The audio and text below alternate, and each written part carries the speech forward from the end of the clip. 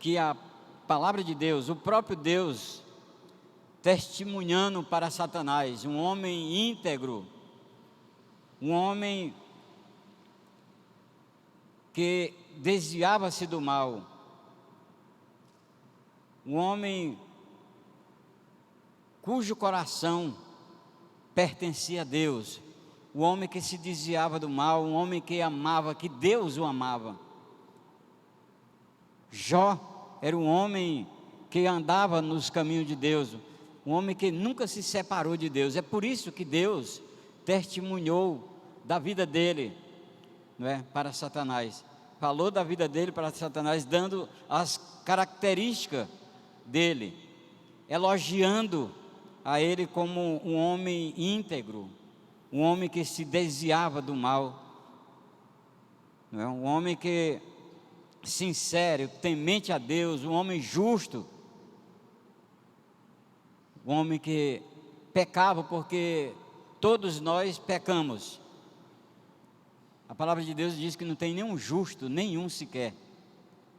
Mas Jó era um homem diferente. O próprio Deus falou para Satanás que ninguém há na terra semelhante a ele. Nos diz, o versículo 1, diz: havia um homem na terra de Uz, cujo nome era Jó. Este era homem sincero, reto, temente a Deus e desviava-se do mal. Esta era a característica de Jó. Este foi o elogio que Deus fez para Satanás, na cara dele, demonstrando ali que ninguém havia na terra. Eu acredito que o próprio Satanás se envergonhou diante de Deus, porque Satanás foi um mentiroso, foi tudo enquanto o contrário de Jó, não é? Tudo enquanto era o contrário de Jó, Satanás foi. E é porque Satanás era um anjo de Deus, era um anjo de luz do Senhor, mas ele envergonhou a Deus e foi expulso. Mas a palavra de Deus nos diz ainda aqui no versículo 2, nasceram-lhe 7 filhos e 3 filhas. Que bênção de Deus, não é? Que bênção de Deus. Jó e sua esposa foram abençoados ali com 10 filhos, 7 filhos homens e 3 filhas mulheres.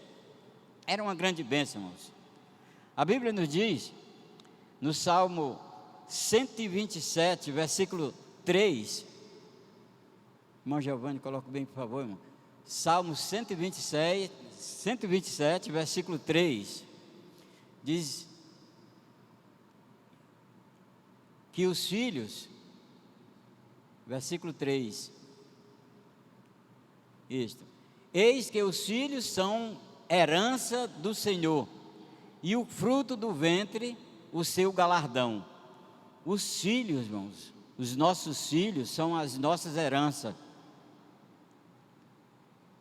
A nossa herança são os nossos filhos. Então aquele homem, aquele casal ali, tiveram 10 filhos. Já pensou, irmãos, uma mesa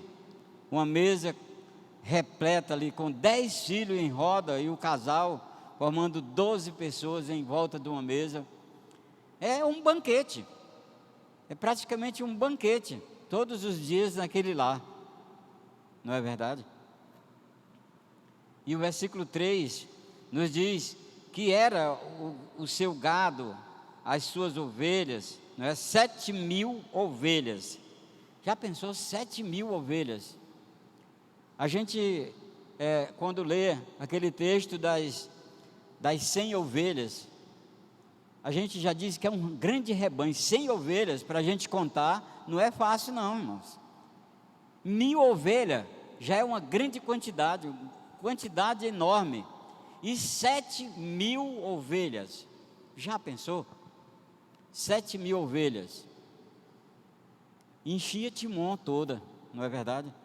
Enchia toda Timon. E diz 3.000 camelos, 7.000 ovelhas, 3.000 camelos. Está aqui uma declaração do imposto de renda de Jó. Uma declaração do imposto de renda de Jó. 7.000 ovelhas, 3.000 camelos, 500 juntas de bois, 500 juntas de boi, que é 1.000 bois. 1.000 bois, porque uma junta de bois é dois gado, 2 boi. Eu sei porque eu trabalhei, eu morei perto do engenho de cana, que o caba dizia: traz aí 3 juntas de boi, 3 juntas de boi, e o caba levava 6 gado, 6 bois, para colocar a canga no pescoço e puxar a cana, aquele engenho para moer cana, não é? Então, uma junta de boi são 2 bois, e aqui diz 500 juntas de boi, são 1.000 bois, e 500 jumentos, 500 jumentos. Irmãos, eu quero chamar a atenção para os irmãos uma coisa muito interessante aqui. Aquele homem não possuía somente essas coisas, não. Vamos ver bem aqui uma coisa. Estas 7.000 ovelhas, estes 3.000 camelos, esses 1.000 bois com 500 jumentos, são muitos animais. E não é qualquer lugar que comporte aquela quantidade de animais, não. Não é um lugarzinho qualquer, não. É uma grande terra, é um espaço muito enorme, irmãos, para que aquela quantidade de animais coubesse ali. E o pasto que alimentava todos aqueles animais, tinha que ser muita terra, tinha que ser muita água, muito pasto, para que todos aqueles animais fossem alimentados. Não era pouca terra, não. É por isso que a Bíblia fala que aquele homem era o mais rico do Oriente. Era o homem mais rico de todo o Oriente. O versículo 4 nos diz assim. Está aqui. E iam seus filhos à casa uns dos outros e faziam banquete, cada um por sua vez. E mandavam convidar as suas irmãs a comerem e beberem com eles. Veja só, irmãos, não era aqueles filhos de Jó, não era criança, não era mais criança. Agora a gente pode ver aqui que cada um tinha a sua própria casa, cada um tinha a sua própria família. Eles faziam um banquete, cada um no seu dia, no dia do seu aniversário. Ele fazia banquete na casa de cada um, começando pelo primogênito e daí por diante até o último. E nos diz a palavra de Deus que neste texto nós podemos ver que os seus filhos eram todos, adultos, como eu já li, e todos eram unidos. É difícil a gente ver uma família de muitos filhos unidos. Não tinha confusão. Aqui a Bíblia fala de banquetes. Eles viviam sempre em festas, irmãos. O pai era rico, muito rico, e eles viviam sempre em festa. Não tinha bagunça, não tinha um reclamando um do outro, não é? Eram muito unidos. Os filhos de Jó, todos unidos. Faziam banquetes na casa de cada um por sua vez. De cada um por sua vez. E o versículo 5. O versículo 5 nos diz: sucedia, pois que, decorrido o turno de dias de seus banquetes, enviava Jó e o santificava, e se levantava de madrugada e oferecia holocaustos, segundo o número de todos eles. Porque dizia Jó: porventura pecaram meus filhos e amaldiçoaram a Deus no seu coração, no seu íntimo? Assim fazia Jó continuamente. Que maravilha, irmãos, que maravilhas. Um homem muito rico, que a própria Bíblia declara que ele era o que ele possuía, não é? Que ele possuía toda aquela riqueza, todos aqueles bens. Mas observe um detalhe aqui, observe um detalhe. Em nenhum momento Jó mostra preocupação em todo o seu gado, em todo o seu rebanho, em toda a sua riqueza. Jó nunca mostrou preocupação, irmãos, com os bens materiais. Ele nunca se preocupou. E a gente também pode ver que na Bíblia não fala que Jó tirou um momento para orar: Senhor, guarda os meus gados, guarda meus camelos, guarda minhas ovelhas. Nunca Jó se ajoelhou para orar, para pedir pelos seus bens materiais. Qual era a única preocupação de Jó? Sabe qual era a única preocupação de Jó, irmãos? Está aqui no final do versículo 5. Ele diz: e assim fazia Jó continuamente, não é? O pensamento dele: porventura pecaram meus filhos e amaldiçoaram a Deus no seu coração. E assim Jó fazia continuamente. Qual é a sua preocupação, irmãos? O que tem sido a sua preocupação? O que você tem se preocupado na sua vida?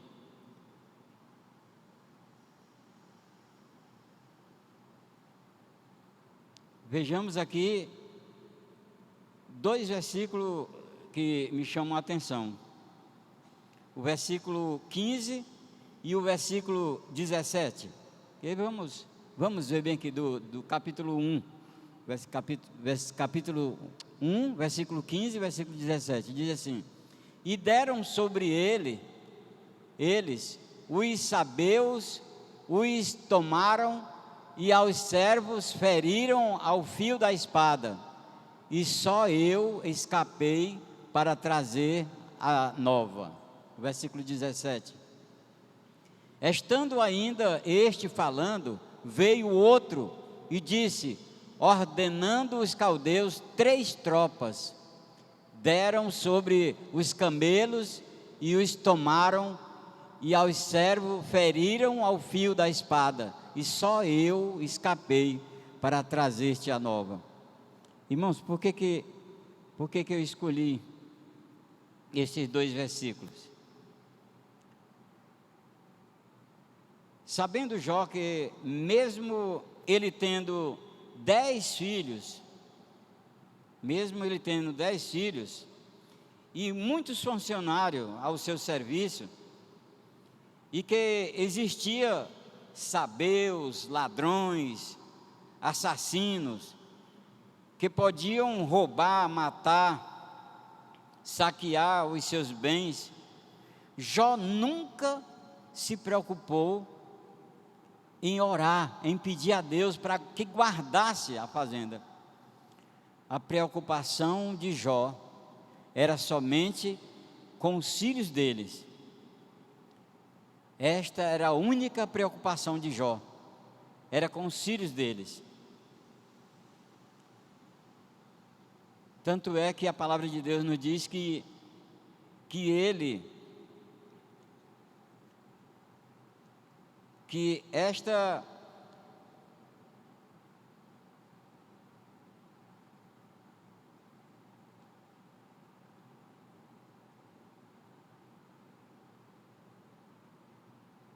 essa era a prática contínua de Jó, era se preocupar se os filhos dele não tinham pecado, blasfemado contra Deus.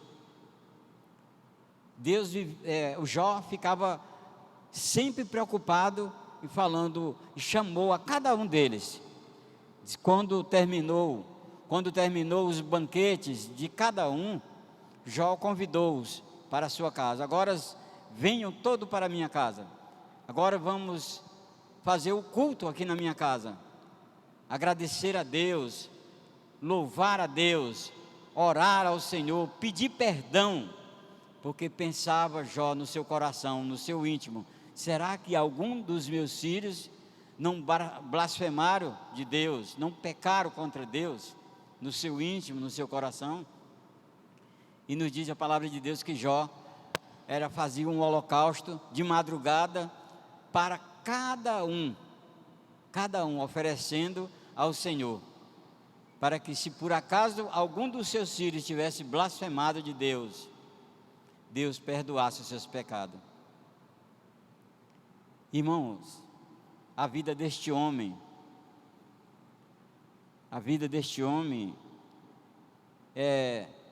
tem que ser a minha vida. Diga assim: tem que ser a minha vida também, não é?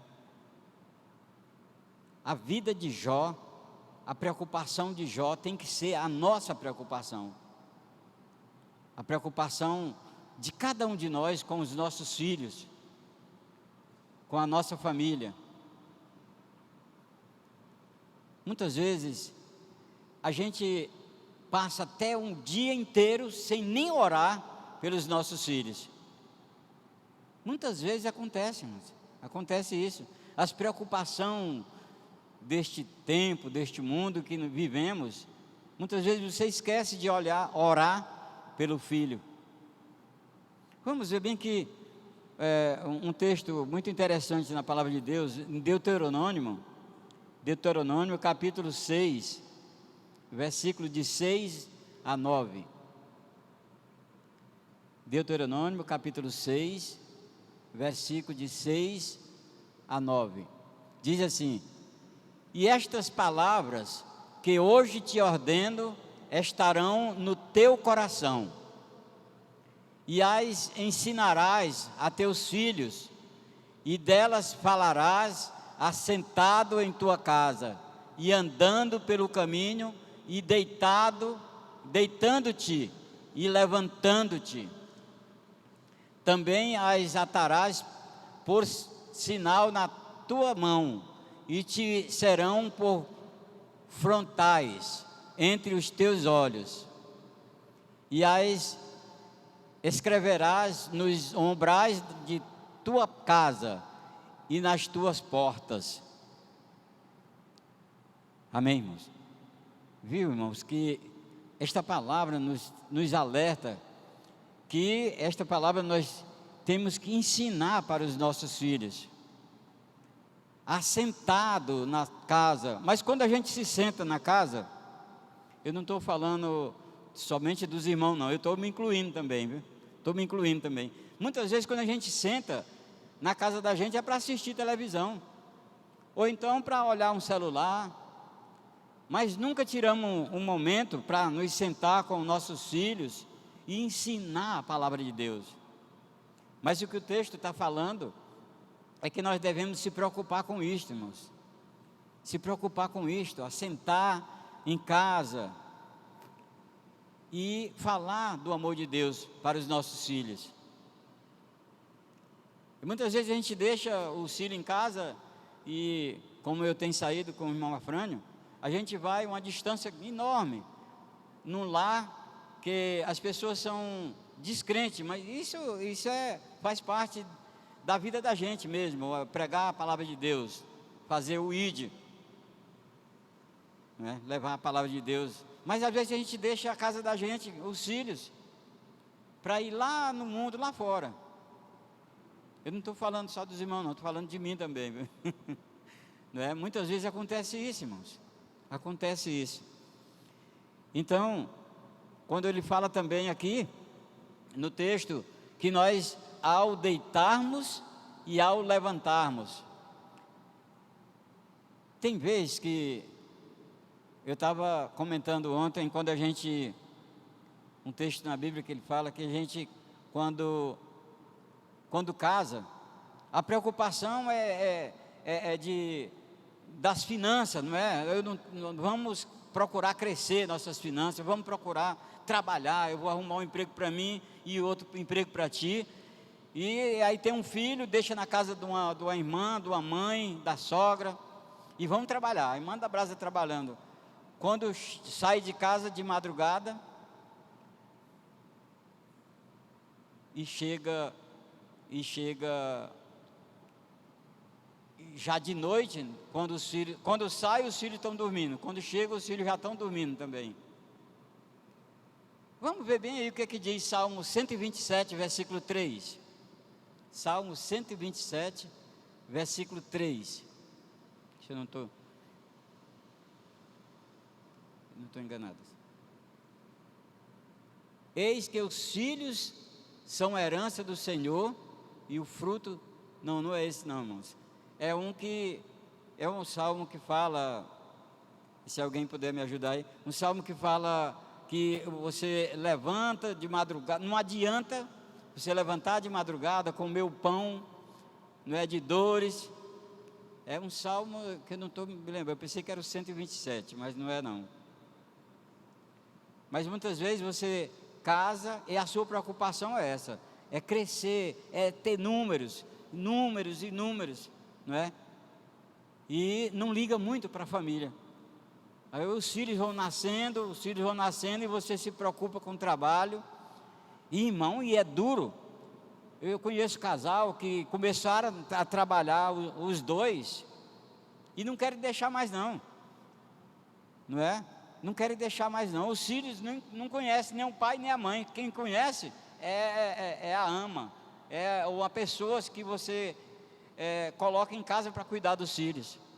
É a eles que os filhos obedecem, é a eles que tem o diálogo com os filhos. Mas você perde o diálogo com o filho. Você não dorme mais junto com os filhos, porque quando você vai dormir, os filhos já estão dormindo. Não acordam com os filhos, porque você acorda primeiro, né? E aí, tudo da família foi de água abaixo. Você não tem aquela comunhão com os seus filhos. Mas Jó era diferente. Mesmo que passasse o ano inteiro em festa de aniversário de um, aniversário de outro, aí quando Jó sabia, que ele sabia a data do nascimento de cada um deles, ele via que já tinha terminado as datas, tudinho, aí ele convidava, agora quero todo mundo lá em casa, e não falte nenhum. Irmão, Jó era um sacerdote, era como um sacerdote, era igualmente Abraão, era o sacerdote do seu lar, da sua família, não é? Assim me passa pela cabeça a quantidade de pessoas que tinha a serviço de Jó, porque uma quantidade de animais daqueles, deveria ter muita gente, muitíssimas pessoas trabalhando, porque senão ia ali e acarretar o serviço de muitas pessoas. Por isso que ele tinha muita gente ao seu serviço,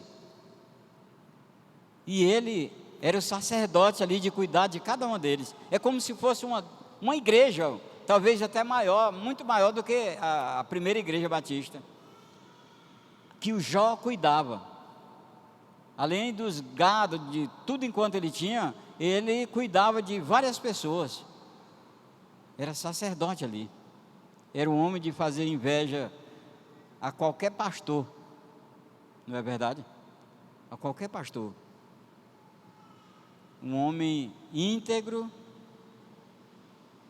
irrepreensível, reto, justo, sincero, temente a Deus, e a palavra de Deus ainda diz que se desviava do mal, se desviava de todo o mal. Este era Jó.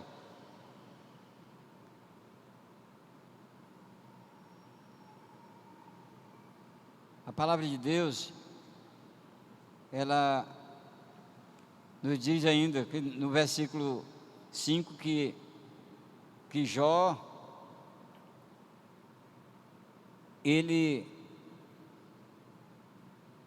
o versículo 5 de Jó, que é o versículo que me chamou muita atenção, irmãos, diz: sucedia, pois, que ele, decorrido do turno de dias de seus banquetes, enviava Jó e o santificava, e se levantava de madrugada e oferecia holocausto, segundo o número de todos eles, segundo o número de todos os seus filhos. Porque dizia Jó: porventura pecaram meus filhos e amaldiçoaram a Deus no seu coração, no seu íntimo. E assim fazia Jó continuamente. A preocupação de Jó. A preocupação de Jó, irmãos, ele não se preocupava com quem iria ficar com a herança dele, como era que ele ia fazer a partilha dos bens, dar quanto gado para um, quanto para outro, né? Ele nunca se preocupou com isso, nunca se preocupou com herança. Naquele tempo não existia bens, o dinheiro era moeda, não é? Ele nunca se preocupou em estar contando moeda também, contando as moedas, nunca se preocupou. Mas o que a gente vê também é que no dia que Deus ordenou ali a Satanás a tocar nos bens de Jó, que começou a ser destruído toda a sua fazenda, todo os seus empregados, tudo enquanto foi destruído de um por um, e Jó parecia que não estava acontecendo nada. Mas no dia em que aconteceu, que chegou uma notícia para Jó, que os filhos deles estavam na casa do filho mais velho, do primogênito, comemorando com um banquete, bebendo, veio um vento forte e bateu nos 4 cantos daquela casa, e aquela casa caiu sobre todos os filhos dele, e morreram todos eles. Aí você pode ver aqui na Bíblia a preocupação de Jó. Nos diz que ele rasgou as suas vestes, rapou a sua cabeça. Eu acredito que naquele tempo não existia navalha, não existia navalha. Ele deve ter rapado com um facão cego, uma coisa que doesse bastante ali a cabeça dele. Ele raspou a sua cabeça e jogou cinza para cima e caiu assentado na terra. Era a preocupação de Jó, era com seus filhos, irmãos, com seus filhos. E nem somente com seus filhos, mas que seus filhos desobedecessem a Deus. Era a maior preocupação de Jó, era com a desobediência de seus filhos para com Deus, porque ele temia a Deus. Eu quero fazer uma pergunta para você. Você também, irmão, se preocupa com os seus filhos? Você tem orado pelos seus filhos?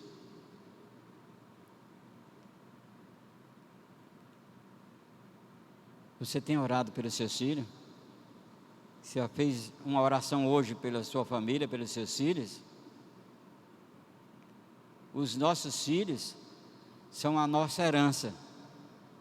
Nos diz aqui o Salmo 127, versículo 3, os nossos filhos são a nossa herança. Amém, meus irmãos? Este homem, Jó,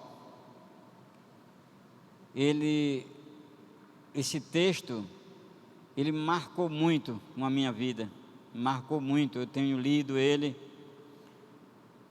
bastante. Ainda tem coisa para frente que corta o coração da gente, irmãos. Quando vê o sofrimento de Jó. Que eu não toquei nesse ponto aqui, mas diz que o Satanás, quando ele viu que Jó perdeu tudo, que nunca está escrito no último versículo, coloque bem, por favor, irmão, capítulo 1, versículo 22.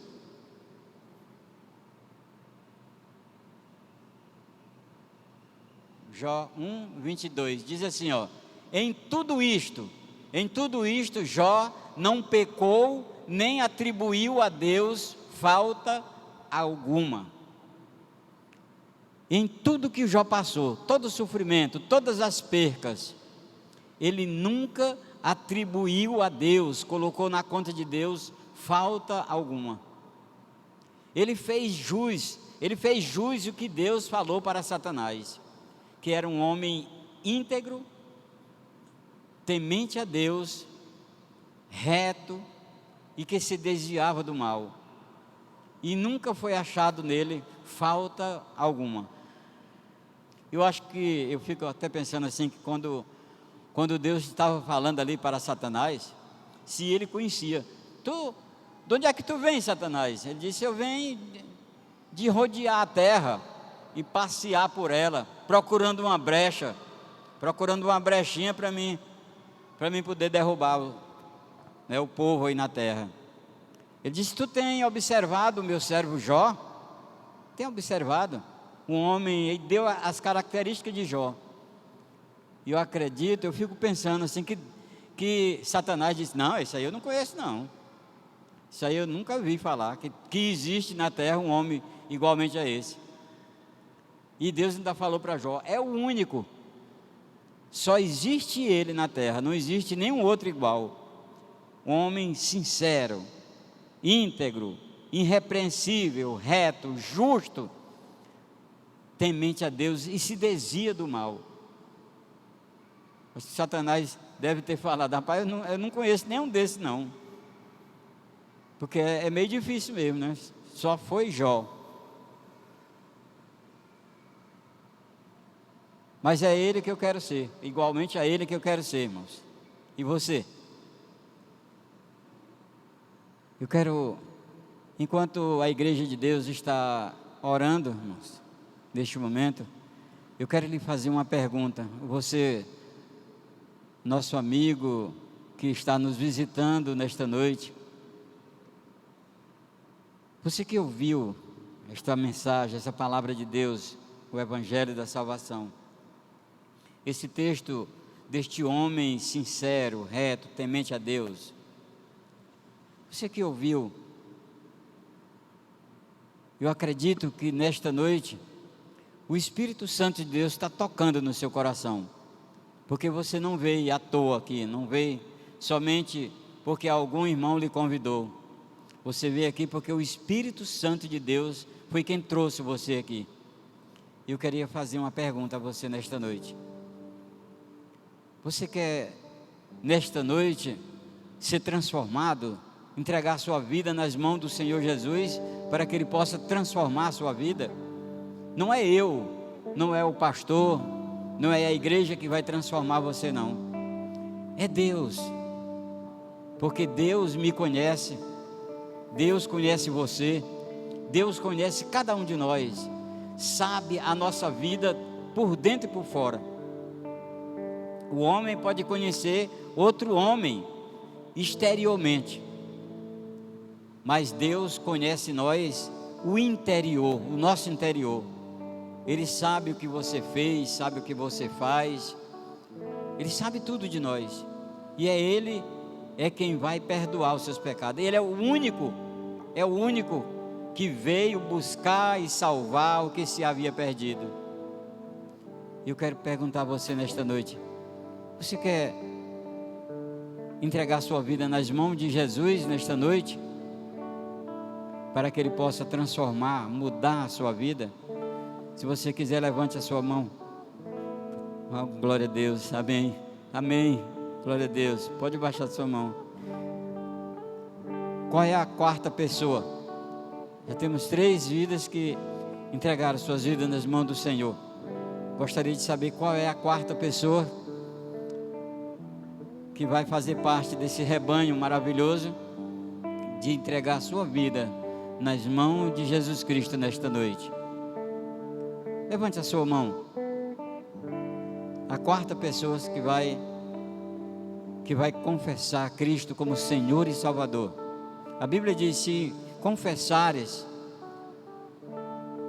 diante dos homens, se me confessares diante dos homens, eu também o confessarei diante do meu Pai que está no céu. Mas se me negares diante dos homens, eu também o negarei diante do meu Pai que está no céu. Vou perguntar só mais uma vez,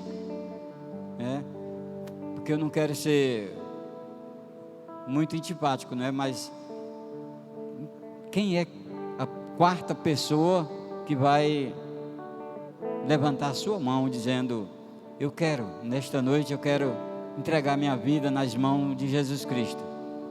Eu quero fazer parte desta igreja, deste povo que louva, que glorifica o nome do Senhor. Você quer levantar a sua mão? Então vamos encerrar aqui a nossa oração. A oração desta igreja é que você tenha outras oportunidades de ouvir a palavra de Deus.